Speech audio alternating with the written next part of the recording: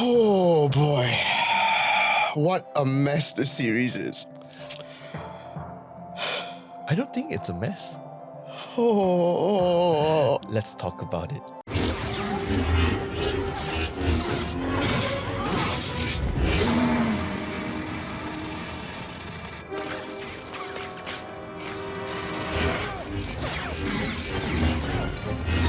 Hello there, Clapperheads, and welcome to a brand new edition of ClapperTalks. I'm Nick Dorian. And I'm Kelvin Tay. And today we are going to be talking about, once again, the Acolyte. We have to. If we don't do this episode, we won't have closure. The viewers won't have closure about what we truly think about it. Because in the first episode, I think it covers episode 1 to 3. We had quite negative things to say about it, right? Yeah. But now the series is over. We're 8 episodes in. You know, it's a wrap. That's season 1. Mm-hmm. You don't like it. I am fine with it. This is good because it's good to have differing opinions about this show, because safe to say this show has garnered tons of opinions, both good and bad, from both perspective of Star Wars fans and newcomers alike. So it's good to sort of get different perspectives on it. Yep. Because just on IMDb itself, right, the big 3, which is IMDb, Rotten Tomatoes, and Google likes. Yeah. Okay, just this 3. IMDb is at 3.9 out of 10. Rotten Tomatoes is at 80%. Are you serious? And the Google users, 31% liked this TV show. Wait, Rotten Tomatoes is 80 something? Rotten Tomatoes is 80%. User reviews or critic reviews? Okay, I'm going into it. Okay, that's a very, very good question. Yeah. Because critic reviews is 80%. User audience score is 17%. So we're looking at an end-to-end spectrum. Usually shitty films. Yeah. Right? Like this, you are in the middle of the spectrum, right? 50-60%. Some people like it, some people don't really like it, for example. But this is drastic. This is almost end-to-end of the spectrum. 80% versus 70%, right? So I'm assuming you're at the 17% camp, and I'm more of the 80% camp. Yeah. Because for me, okay, I had watched up to episode 5. And then I sort of trailed off from there because I'm like, episode 5, I admit, the introduction of, I'm so sorry. It's going to be tough with the names because I don't really remember the names that well, apart from May, Osha, Master Introduction Sho. of who? The Sith. Kimir. That introduction, that episode, I think is one of my favorite episodes. Okay. And I think it's because it was all action and fights. Right. Like you had the massive lightsaber fight battles and stuff. That was great to watch. And then I sat through 6, 7, 8 in one shot. Okay. And I was like, maybe that was a bad idea. Maybe it wasn't. I don't know. But because of that, I just sat there and went, when is this going to be over? That's a pretty interesting point of view, because if you liked the fight scene in episode 5, right, which is episode 9, right, a thick jungle become the scene of a destruction for the Jedi, right? Yeah. Why didn't you like the fight scenes in 8? Oh, no. I have no issues with the fight sequences. The fight sequences and the fight choreography are fantastic. It's perfect Star Wars battle. Okay. I will admit that. What I have an issue with is the character arcs and the storyline itself. And a little bit the acting. Okay. Especially from the actress that plays May and Osha. I'm seeing this in 2 different lenses. Number 1 is the lens of how they actually ruin such a amazing potential, which is the High Republic era itself. That's number 1. Number 2 is that they have also included very new characters that are not in the Skywalker saga. Let's just put it as that, right? Yeah. Okay, because we're so attuned to like episode 1 all the way to 9 in the film. We are talking about the journey of the Skywalkers, right? The ups, the downs, the turmoil, how they come back, and then episode 9, God knows what the hell happened with that, lah. But you are given a brand new canvas, in a galaxy not so far away now, right? Because this is about 100 years before episode 1, The Phantom Menace, and I feel like the introductions of characters, we have Master Soul, May, The Stranger, Yord, Vanessa, Jackie, all these brand new characters in the High Republic, at the end of the High Republic era. Yet, they discarded so many of them, like they were just cannon fodder, like just clone troopers that don't matter at all. Yeah. Right? And I feel like it's such a wasted potential, because right now, we're going to talk about this spoiler filled, right? Yes. Okay. We got to preface this twofold. One, this is going to be a very spoiler filled episode. So if you haven't seen it, come back to it after you're done watching everything. And two, if you haven't watched the previous episode, Kelvin is a massive Star Wars fan. So this is also going to be a good perspective, because you know all the expanded lore, you know everything, whereas I am a casual viewer. So maybe that's also why we're looking at it with two very different lenses. One is a casual viewer and one is a diehard fan. Okay. Yeah. I like the point, right? Which is very interesting how you like it, considering that the casual fan, I'm like, I'm done with the show. So going back to the topic that we were talking about, how they actually discarded all the characters, I feel like it's a wasted potential, because in episode 8, okay, let's talk about the fight scenes first, right? I really, really, really enjoy how they are very creative with the fight scenes in episode 8 specifically, right? If you look at other reviews online, if you look at other points online, people are talking about how they were using string mechanics to choreograph the fight scene, right? Yeah. Which is very reminiscent to a lot of classic 70s, 80s Chinese kung fu fight scenes, right? Where it's slow, it's paced, it's like it hits hard is what I'm trying to say. Yeah. Because I don't remember any Star Wars TV shows or film that has such a weighted sound effect when it comes to lightsaber fights. Okay. You can hear the thumbs, you can hear the energy, you can hear the laser beam grinding on each other, and you can feel the fight being like, me, Soul, am trying to fight for the rights of these children. Yes. And Kimir, which is the stranger, he was trying to fight for his right to have a student. Yes. Right? Because the whole preface of Acolyte, I feel, is the struggle of power, right? Because the whole idea here is like the High Republic era is where the glory days or the golden age of the Jedi Republic or the Jedi Council itself. Yeah. But in the show, you can see how politics actually come and influence some of the decisions that they make. Yeah. You take Soul, for example, right? He wanted an apprentice. He never had one. And then he went to the planet and he found Soul and he found May and Osha.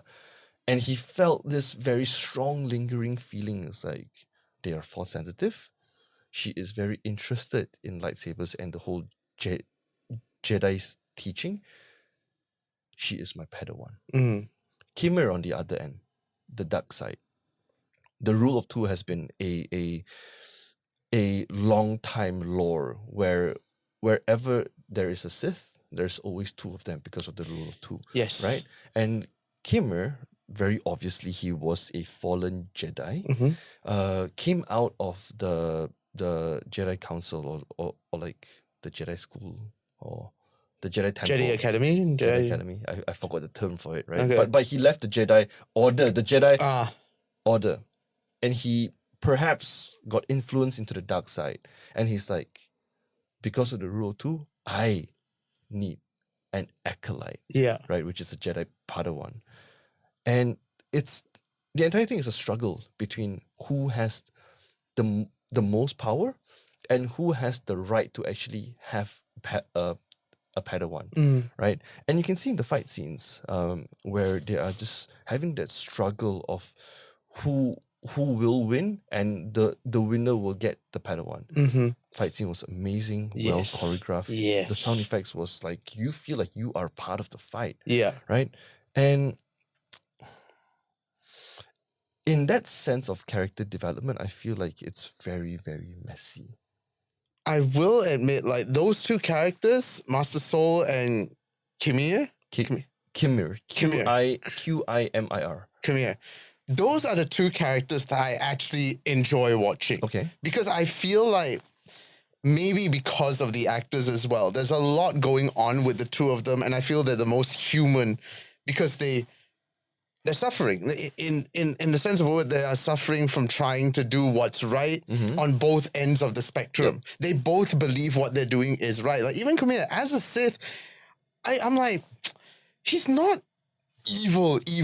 He's just trying to do what he believes is right. Yep, which is the Jedi Order not letting him practice what he believed is right, which was the dark side. Yes. Right. And also what I find interesting about the show is that they're really trying to showcase how Jedis are not all that great, which is a very interesting perspective considering that throughout, especially with the films, we all believe, Jedis are the best, Jedis are good, Jedis are amazing. But in this, they open the door of going, yeah, maybe not so.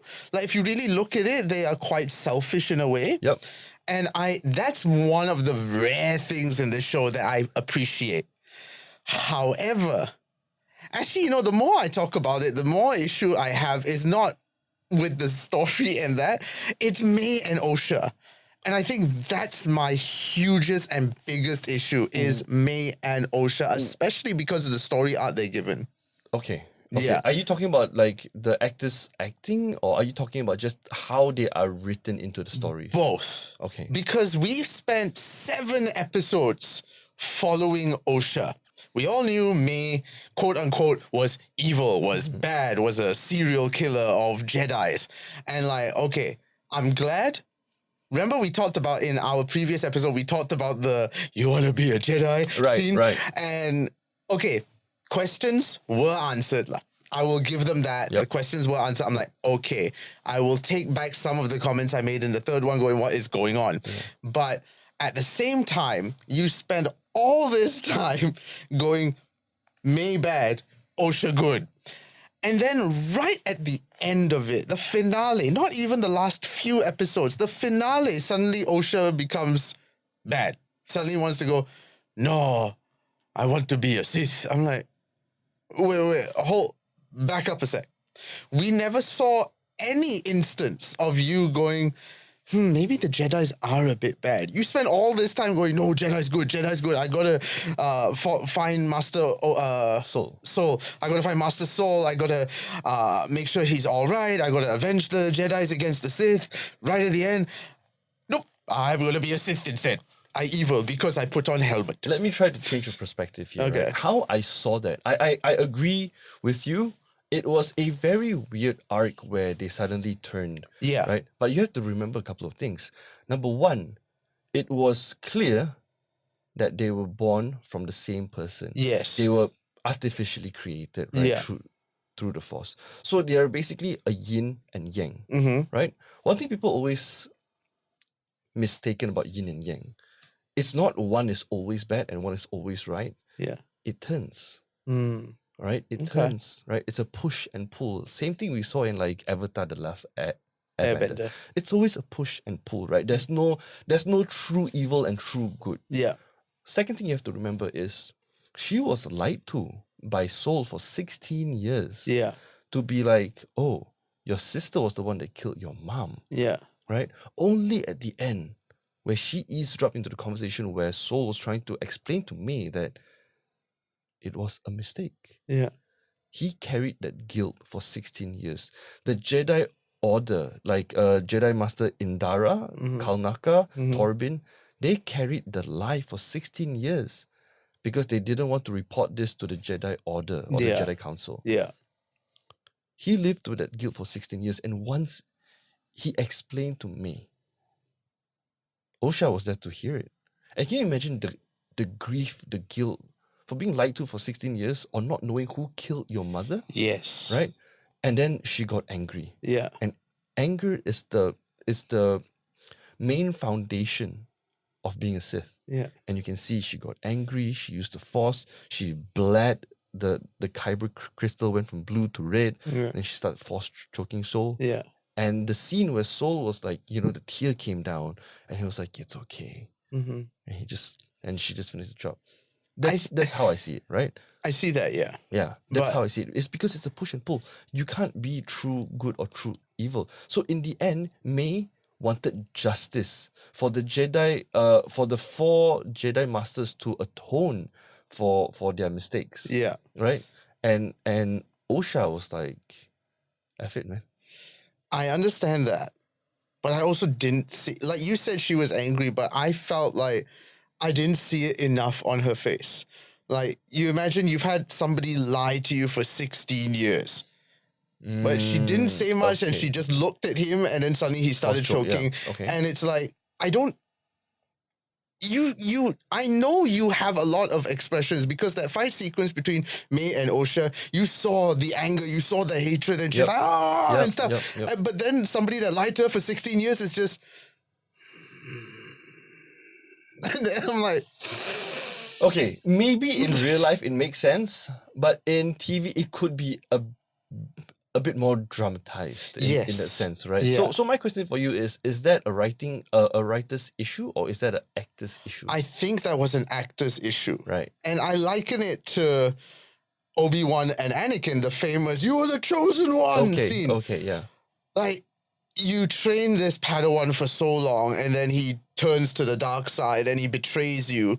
Same thing goes for this. You followed this Jedi for so long, and he actually betrayed you all those years ago. And yet all we see on your face is just a little bit of anger. And I'm like,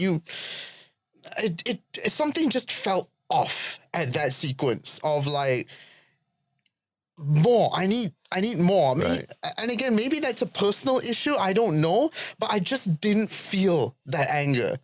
And coming back to this whole switch, I get that yin and yang thing. I get it.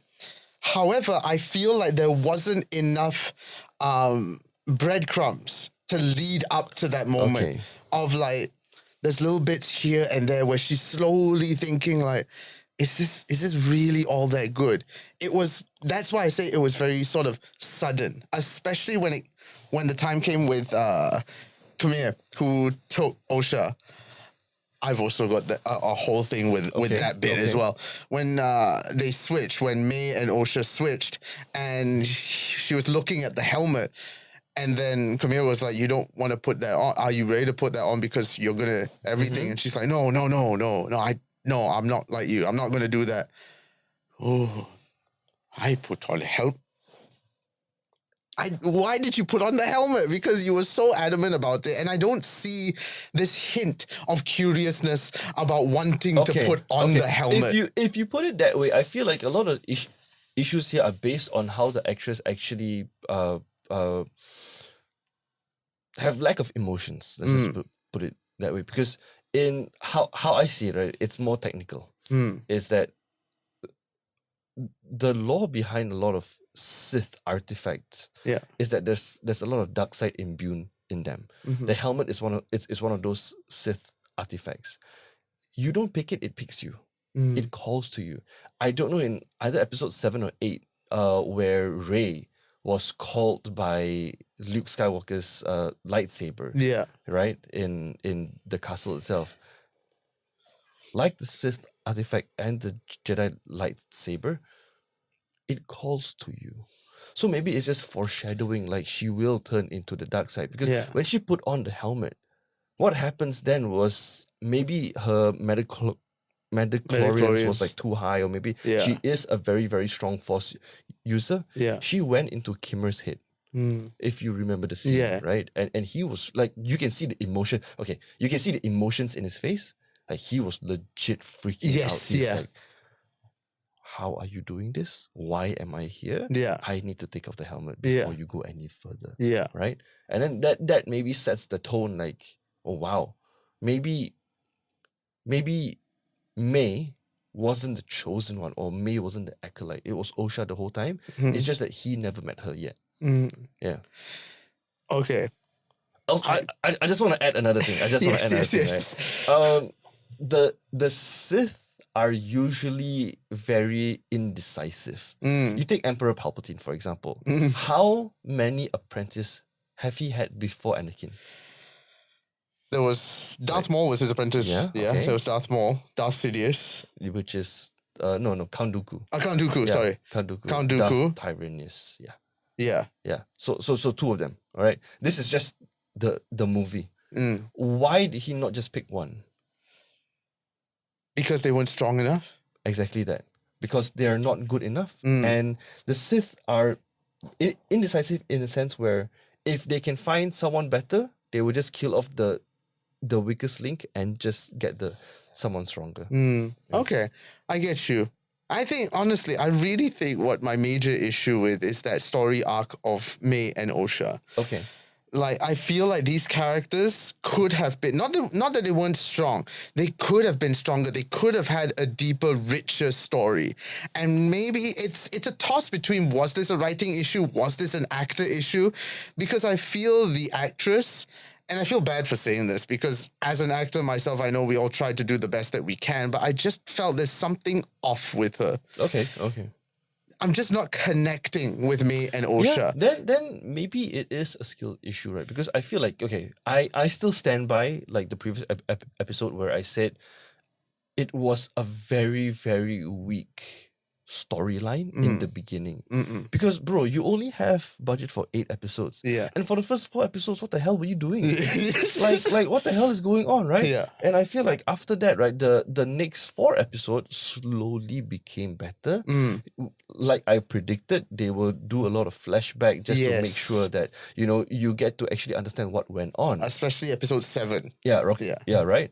And I'm completely fine with that because I need you to build up the story with flashback, without flashback, for me to understand what is actually going on. Yeah. But I still stand by episode 1, episode 2, episode 3 was freaking trash. Yeah, it was trash TV. You wasted 3 episodes on perhaps building deeper into May and Osha's storyline, for example. Yeah. But I just right, because I'm just so disappointed by this show. I have a lot of things to say, right? Okay. Because why I liked it is because they showed us the politics within the show, right?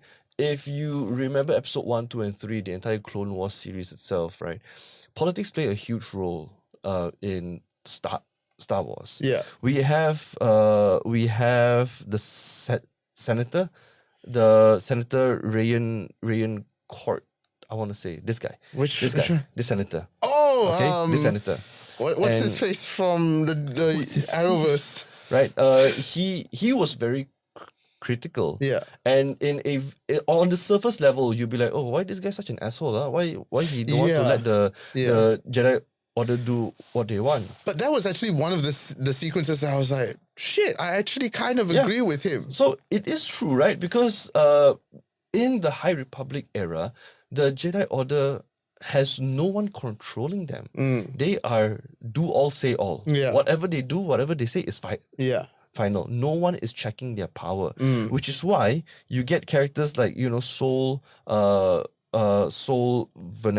Indara, all starting to get influenced by this lying politics of like, if we don't tell, then no one would know lah. Yeah. Right. So I want to bring this point to the next points that I have, which is Rebecca Henderson's character, Vanessa Roth.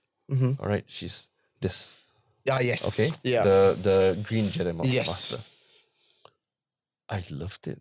I loved the entire arc because they really played with the feelings of true Star Wars fans in a sense where if you read the books and the novels and the young adult series. What happened? I don't know. The camera's also tired of the Acolyte, is it?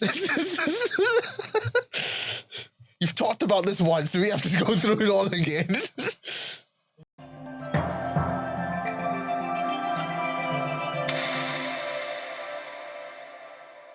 Star Wars returns, and it's certified fresh. Are you ready? I sense this is only a small part of a larger plan.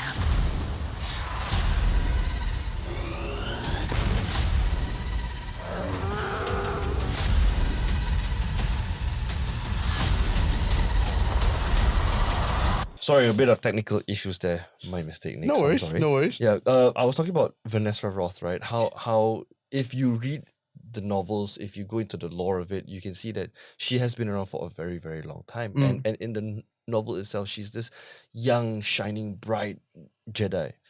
But what was depicted here in the Acolyte is like you can see the corruption slowly creeping in because she was lying the whole time. Yeah. Right? She was lying about her previous Padawan, I'm assuming. Yeah. Which is Kimir. Kimir?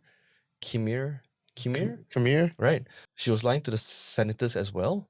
And then you can see, she was playing more of a covert role than a true Jedi Master where you are supposed to be in the path of the light. Yes. Right? But then she was just snaking around. Like she lied a lot right up to the end after Saul died. Right. It's like, I'm so sorry, my friend.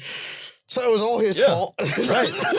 So what is her what's the word for it, Nick? What is her purpose? What does she want to achieve? I have a good analogy for that. Okay. Because that was something that I picked up and I went, oh, this is very relatable to the real world. Okay. And we'll get into that after this break.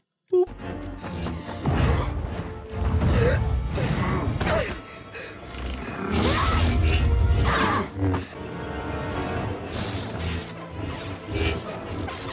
Now, what I wanted to relate her to is politics and politicians. Because what do they do at the end of the day? Especially our leaders. They will lie, they will protect, they will do whatever it takes to save their own face. Okay. And I feel she is a perfect example of that. And that is one of the rare things I appreciate about the Acolyte and her character especially. Because the Jedi starts to look like a sort of political party in that sense. Okay, yes. Who feels like they're protecting the people, but in actual fact, they're protecting their own interests. Master Soul as well. That whole thing of what was Carrie-Anne Moss's character's name? Indara. How Indara was like, are you thinking of the girls? Or are you thinking about yourself? Yeah. And I feel that is a great thing that we haven't seen in the Star Wars universe. And it is very much related to politics and politicians, which I appreciate because this is a very different side of Star Wars that we haven't seen before. We see it a lot with the Sith, especially Palpatine protecting the Sith Order. But we don't see it with the Jedi Order, which... Oh, it feels very bitter taste in my mouth to say this, but Leslie Headland, sorry, I can't say her name without did something good, with that, in the sense of like, the bad guys kind of look good in this. Yep. And it expands it to hopefully other things within the Star Wars universe to expand on that premise. Because remember the yin and yang and logic that I brought up? It is not only, highlighted in Osha and May, but it's also the Jedi Order and the Sith as well. Because I'm not going to lie, there's some parts of episode 7 and 8 where I was like, oh, I like the Sith now. Right? Yes. He had a purpose, right? And his purpose is not like a very stupid purpose. It's like... It's a very logical reason. It's a very logical one that we as humans can understand. Yeah. Right? And I was like, interesting. And as compared to, say, Darth Maul... Now, okay, I can't say much on Darth Maul because I never watched the series, the animated series. Count Dooku as well. They're always painted as they're pure evil. They're evil. That's all they are. But with Khmer, there is this very human element, which I appreciate. I always appreciate a villain that you can't 100% hate. You also go, yeah, I can't argue with their lot. That actually makes a lot of sense. Like they're not intrinsically bad. There is a good part of them. It's just the reasons that they do it might not be the proper way to go about it. But they're not 100% bad. And I appreciate that with Khmer. I think that's why I really enjoyed Khmer's character and the actor that played Khmer. I want to see more of him. That is one of the reasons why I'm kind of excited for a season 2, because I want to see more of him.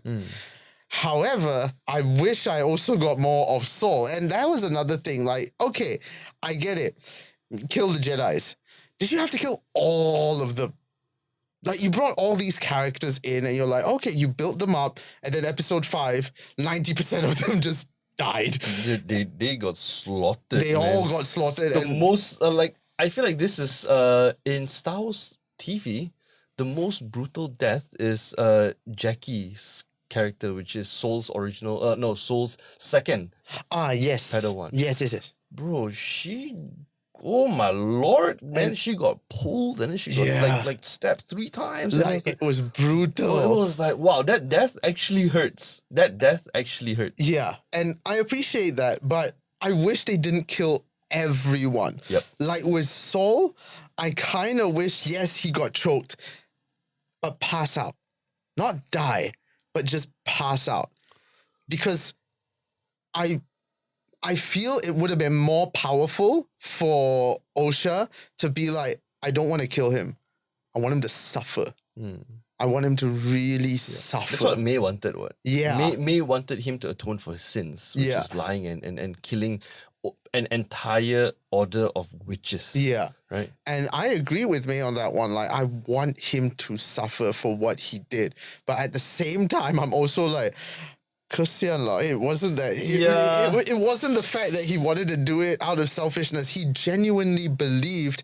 And I believe, like, some parents out there believe they know what's best for their children. Yeah, which is what Soul did.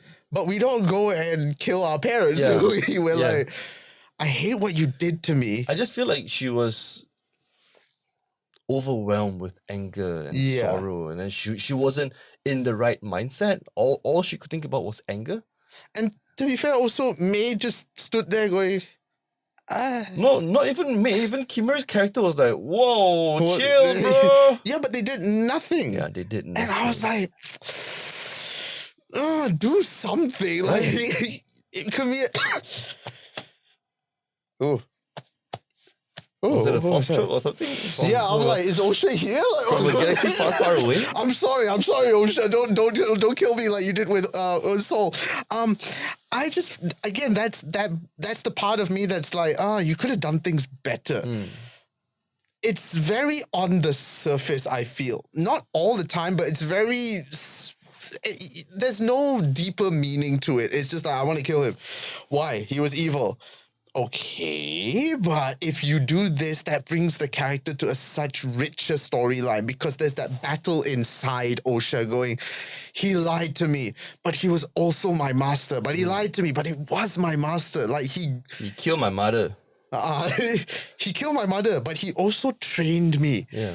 So I don't see that battle inside of her.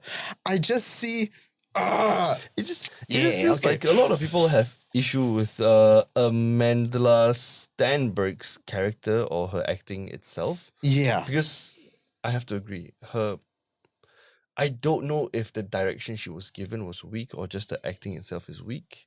But I feel like a lot of comments online, are just shading her. It's like, oh, why is she acting terrible acting, blah blah blah. Yeah. And then now you're here saying that she's not able to give you the emotions, that we as an audience would want. She's not selling it. Yes. She's not selling the idea. Like, I am more attracted to the other characters on the side than I am to her. I 100% agree with you. Like, I want to see more of the other characters, which is a bit of a shame because there is a lot of potential with the whole Osha May storyline. There is a lot of potential from the get-go. Like, as much as the first 3 episodes were trash, that premise of Jedi serial killer, like, whoa, hold the phone. What do you mean a Jedi serial killer? That's a very interesting concept that I feel just kind of dissipated after a while. Yep. After episode 4, she is just a lost child. She went from like a sleeper agent killing like all these Jedi masters to be like, oh, I'm lost now. I don't know what to do with life. And you see, then at the end, it's like, oh, I'm baby. Yeah. I have sister. Who is sister? Right. That's the problem I have. 1, the acting. 2, the story arc that she has. Like, it feels very disjointed and very wish-washy. And that's the thing. There weren't enough, as I said before, there weren't enough breadcrumbs for both of them to sort of go, okay, I get it. I kind of see she's turning. It's a slow turn. And maybe that's because they spent too much time wasting on the first 3 episodes. Agree. I think the first 3 episodes could have been the first episode. get that out of the way, introduce us to the characters and their intentions, and then really delve into the story episode 2 onwards. Here's another bone I have to pick. Yes. I didn't like the runtime of the episodes. Some Yeah, they were episodes kind like, of, some it was episodes weird. like half an hour. And some were like 45 minutes. I'm like, okay. And I feel like that shouldn't be the case, because if you want to tell a story, at this scale, yeah. right, at the scale of where Acolyte is actually going, Yeah. bro, you need to do it like The Boys. You have to do it like Game of Thrones. Yes. You need 45 minutes long Minimum. because if we talk about half an hour episodes, bro, the credit scenes are like 5 minutes already. Yes. And there's not much you can do with like 25 minutes or 30 minutes of TV, especially if you want to do it at a scale like this, with so many plots, with so many characters, with so many interconnected storylines. Yes. With the flashbacks and everything, Yeah. you don't have enough time. And I agree with you.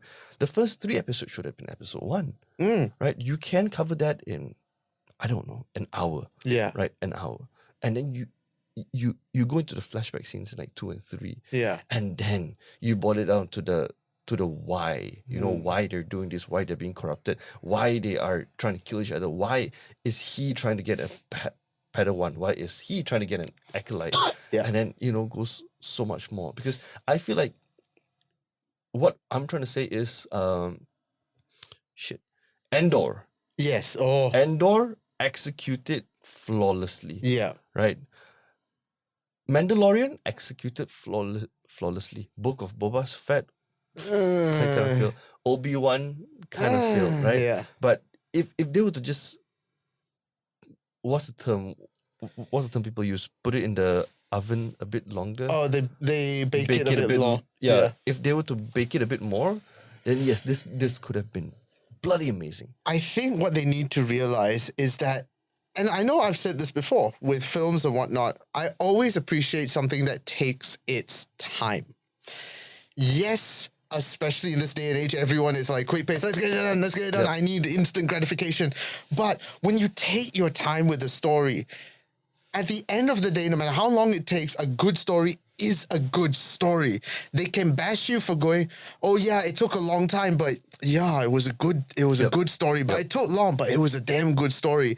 That's what I feel the Acolyte needed. They needed more time. They needed to allow themselves more time, because if they fleshed out the story more, this could have been great. If they took their time with Osha and May's character, and again, I keep saying it, the breadcrumbs, if they did that, it could have been fantastic. Because like it or not, like the creator or not, this is something that hasn't been seen in the Star Wars, at least in the film and TV side at all. It's a very brave decision to do Jedi bad, Sith good. Yep. And I want to see more of that. Just take your time with it. Really flesh it out. Now, I don't know whether they're going to get a season 2 or not. I know I initially said in our previous episode, I don't think they're going to get one. Now I'm like, maybe they will. Which brings me to the 2 cameos that appeared. Darth Plagueis and Master Yoda.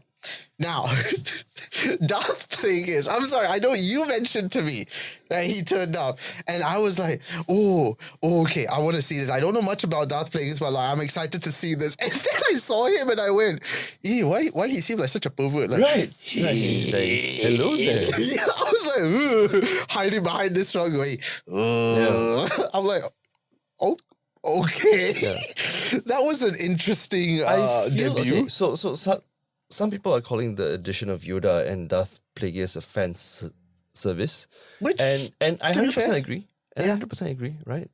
But it's about time they bring Darth Plagueis into the fold, because he's been mentioned so many times, and people have been guesstimating when he will be introduced and how he will be introduced. Yes. The introduction of him being a freaking pervert was not it. Okay? Because, Palpatine has said, have you ever heard of, Darth Plagueis the Wise, made life out of nothing and everything. And this Darth Plagueis cameo, let's just put it as a fucking cameo. It is a cameo, right? yeah. It's Sorry, wait. I'm getting a lot of like, oh shit, tried to strangle me. Is Darth Plagueis also creeping behind there going... Sorry, there's a lot of... I don't know if the mic can pick it up, but there was some knocking sound. Yeah. But anyways, it's not it. Yeah. I feel like they could have done better, but maybe they're just building up into season 2 because maybe. No.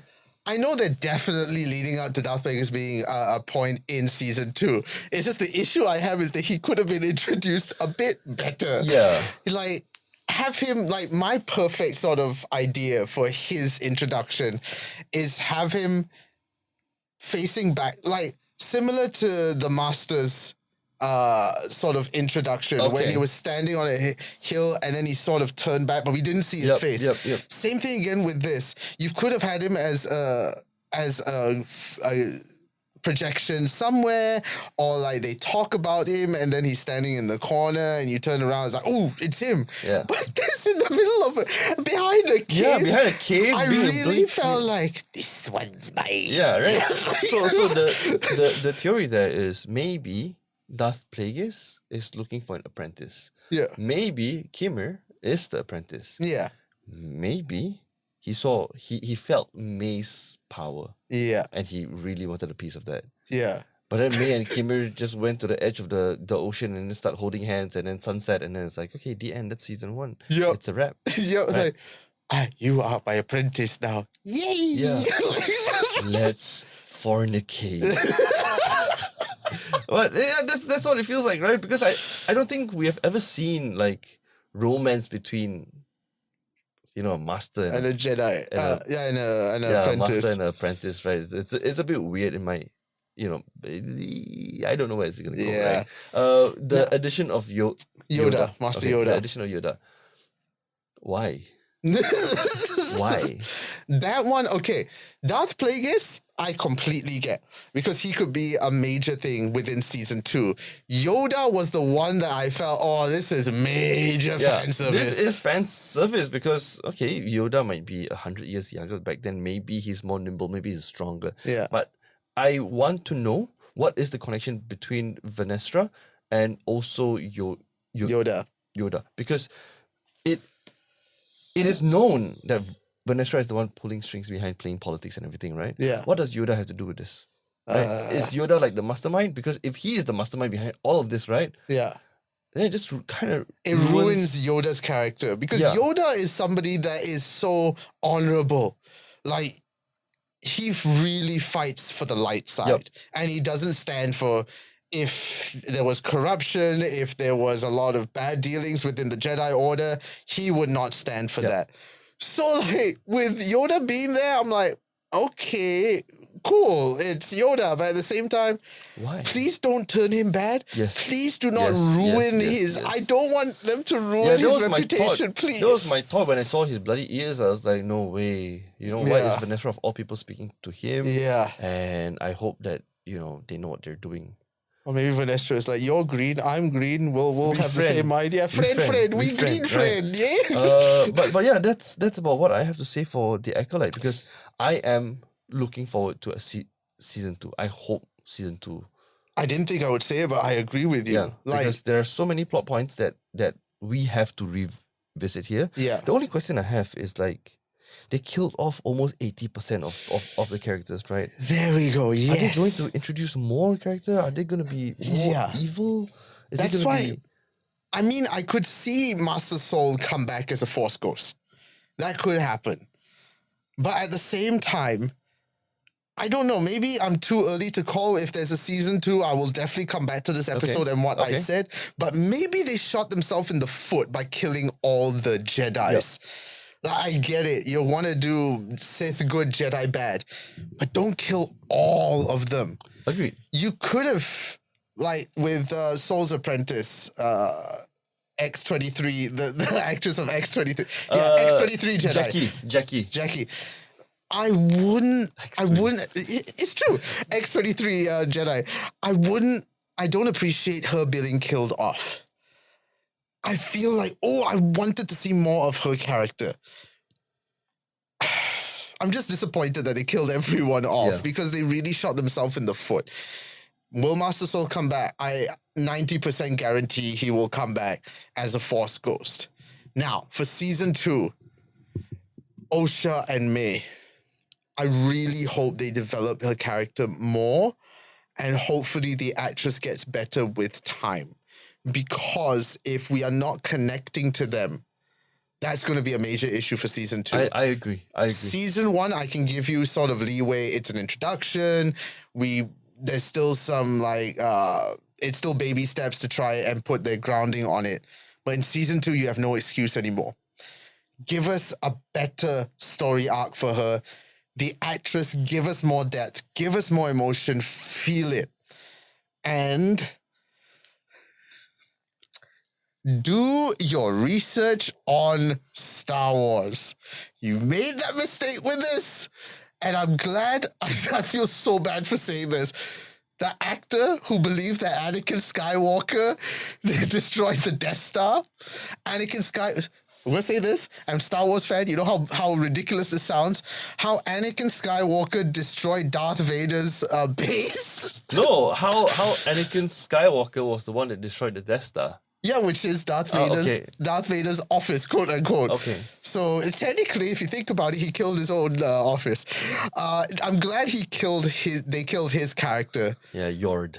Because that one, honestly, I was like, why are you here? It was so plain. Yeah. I'm sorry, it was very plain. But do your research on Star Wars. Please, please do your research on Star Wars. You could have a good season 2. And I'm hoping. Honestly, as much gripes as I have of the creator, give us a good season 2. There is potential there. You're hoping and I'm coping. Yes. Okay? So, do yourself a favor, go and catch The Acolyte now. The 8 episodes are on Disney+. Let us know your thoughts. We would love to hear what you thought of this show, considering it has been very divisive, very opinionated. And as always, you can check out Clappercorn on social media at Clappercorn with our brand new banner. I'm very proud of this. You can follow us on TikTok, Instagram, and of course, YouTube at Clappercorn. If you can see behind the plant, at Clappercorn. And where can they find you in Renegade Radio? At RRP Malaysia. There you go. So until next time, keep watching the movies. Goodbye.